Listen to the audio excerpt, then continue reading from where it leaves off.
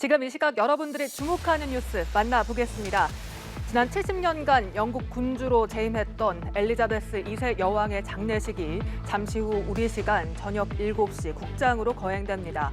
장례식엔 세계 주요국 정상과 왕실 가족을 비롯한 귀빈 약 2천 명이 모이고 영국 국민 100만 명이 넘게 운집할 것으로 관측되면서 세기의 장례식이 될 전망인데요. 장례 절차가 모두 마무리되고 나면 여왕은 작년 4월에 먼저 세상을 뜬 남편 필립공 옆에 안장됩니다. 장례식 어떤 절차를 거쳐 진행이 되는지 이봉석 기자가 보도합니다. 엘리자베스 2세 영국 여왕의 장례식은 일반인 참배를 위해 웨스트민스터 홀에 있는 여왕의 관이 웨스트민스터 사원으로 옮겨지면서 시작됩니다. 웨스트민스터 사원은 여왕이 1953년 대관식을 치르고 1947년엔 남편 필립공과 결혼식을 올린 장소입니다. 장례 예식은 50여 분간에 걸쳐 국장으로 엄수됩니다. 영국 전역에서 2분간 묵념 후 국가와 백파이프 연주로 장례는 마무리됩니다. 이어서는 여왕의 마지막 여정이 시작됩니다.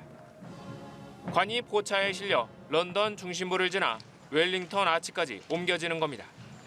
이 과정에서 런던의 명물 빅벤과 예포가 1분마다 울립니다. 웰링턴 아치에 도착하면 관은 운구차로 옮겨지고 윈저성으로 출발하게 됩니다. 윈저성 내 세인트 조지 예배당에서 장사를 위한 소규모 예식이 치러진 뒤 지하묘지에 안장됩니다. 장례식에는 윤석열 대통령을 비롯해 미국 등 세계 주요국 정상과 왕족 등 500명 그리고 영국 전현직 총리 등을 포함해 약 2천 명이 참석합니다. 장례 행렬을 보려는 인파가 100만 명에 달할 것이라는 전망도 나옵니다. 연합뉴스 이봉수입니다. 태풍 남마돌은 북상하다 일본 쪽으로 완전히 방향을 꺾어 지나갔죠. 하지만 태풍의 직간 접촉 영향권에 포함된 제주 등 남부권에선 피해가 속출했습니다. 영남 해안 지역에 내려졌던 태풍 경보는 해제됐지만 전국의 해안 지역 곳곳에는 여전히 강한 바람이 불고 있어 주의가 필요한데요. 현재까지의 태풍 피해 상황 박상률 기자가 전해드립니다. 어젯밤 8시쯤 낚시객이 실종됐다는 소식에 소방당국이 헬기를 동원해 구조작업에 나섰습니다. 바위에 서 있던 구조대원들은 파도에 휩쓸려 몸이 내동댕이 쳐질 정도로 바람이 상당히 거셌습니다. 수색 3시간 30여 분 만에 실종자는 발견됐고 급히 병원으로 이송됐지만 이 남성은 끝내 숨졌습니다. 이 과정에서 해경 구조대원 3명이 파도에 휩쓸려 부상을 입었습니다. 태풍 남마돌이 핥히고 간 흔적은 곳곳에 남았습니다. 특히 경남 거제시 사등면의 한 골프장에선 철탑이 넘어지는 상황이 발생했고 부산에서는 강풍으로 인해 쓰러진 화분에 40대가 다리를 다쳐 병원 치료를 받았습니다. 건물 외벽이 떨어져 나가거나 유리창 파손, 공사장 펜스 쓰러짐 등 수십 건의 피해 신고가 접수됐습니다. 경주에서는 가로수와 펜스가 넘어지는 등 강한 바람으로 인한 피해 사고가 잇따랐고 포항 일대에서도 간판이 떨어지고 지붕이 파손되는 등의 피해가 발생했습니다. 울산과 부산, 경북과 경남 등에서는 770여 명이 일시 대피했습니다. 한편 제14호 태풍 남마돌의 영향으로 발생한 대구, 부산, 울산 지역의 정전 피해는 모두 복구됐습니다. 오늘 전국 학교 75개 학교는 휴교를 하는 등 1,300여 개 학교가 원격 수업으로 전환했습니다. 연합뉴스 TV 박상률입니다. 서울 지하철 신당역 살인 사건 피의자의 신상이 공개됐습니다. 31살 전주환입니다. 서울경찰청 신상공개위원회는 사전에 계획해 공개된 장소에서 피해자를 잔인하게 살해하는 등 범죄의 중대성과 잔인성이 인정된다며 신상을 공개하기로 결정했습니다. 또 스토킹 범죄 등 유사 범행에 대한 예방 효과와 재범 위험성 등 공공의 이익을 종합적으로 고려했다고 덧붙였는데요. 이처럼 신상 공개가 결정된 신당역 사건의 피의자가 피해자의 예전 거주지를 이전에도 여러 차례 방문했던 것으로 파악됐습니다. 지난달 말 내부망을 통해 피해자의 거주지를 처음 확인한 뒤 인근인 구산역을 4차례나 찾은 겁니다. 박지훈 기자의 단독 보도입니다.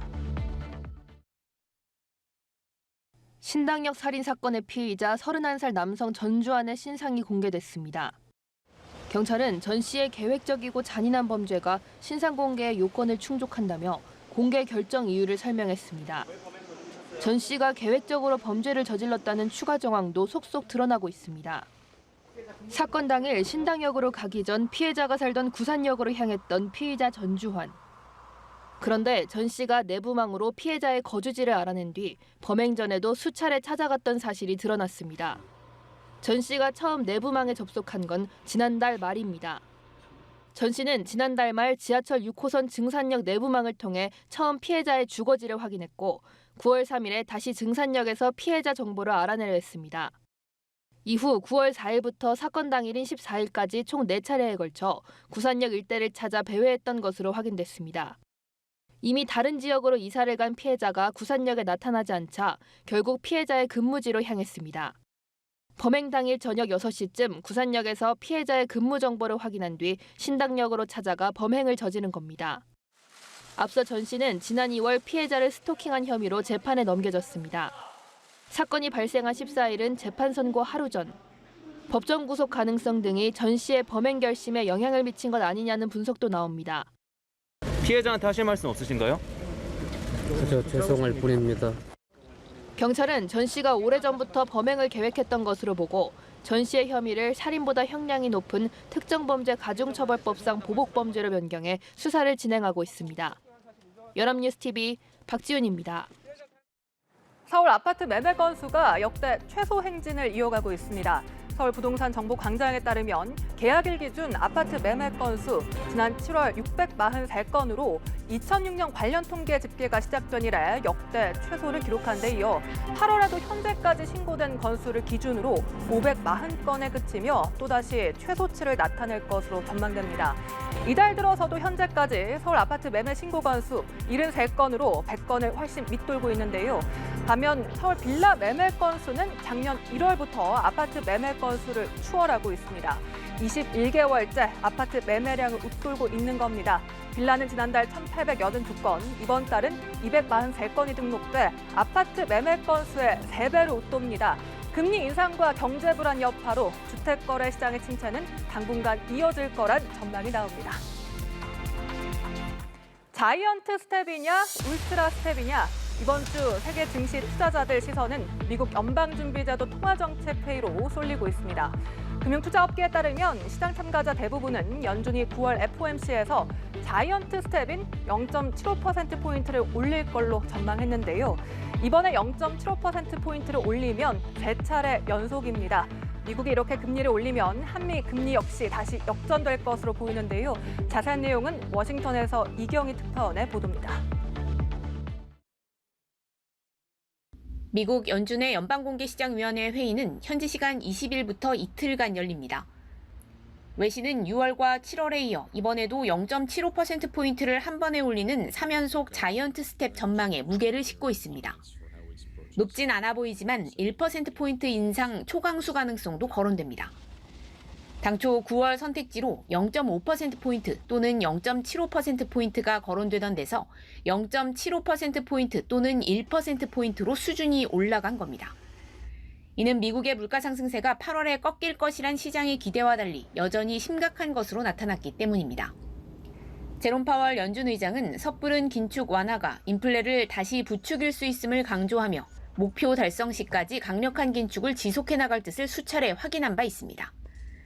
The public had really come to think of higher inflation as the norm and to expect it to continue. And that's what made it so hard to get inflation down in that case. So, and we need to keep at it until the job is done to avoid that. 이번에 미국이 0.75%포인트를 인상하게 되면 금리 수준은 3에서 3.25%로 올라가게 되고 한국의 기준금리 2.5%를 다시 앞서게 됩니다. 만약 1%포인트를 올리는 초강수를 둘 경우 격차는 더 크게 벌어집니다.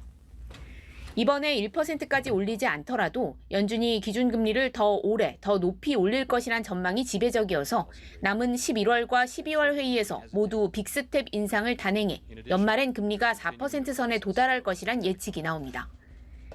이 경우 한국은행이 남은 2차례 통화정책회의에서 0.25%포인트씩 모두 인상하더라도 한국의 기준금리는 3%대로 연말 금리 격차가 1% 이상 벌어질 가능성이 있습니다. 이와 관련해 월스트리트저널은 한 세대에 한 번 있을까 말까 한 달러 초강세 현상이 미국을 제외한 나머지 나라에 큰 문제가 되고 있다고 지적했습니다. 그러나 연준의 금리 인상이 계속될 것으로 보이고 상대적으로 미국 외 다른 주요국의 경기 전망이 암울한 상황이란 점에서 강달러 흐름은 이제 시작일 뿐이라고 평가했습니다. 워싱턴에서 연합뉴스TV 이경입니다.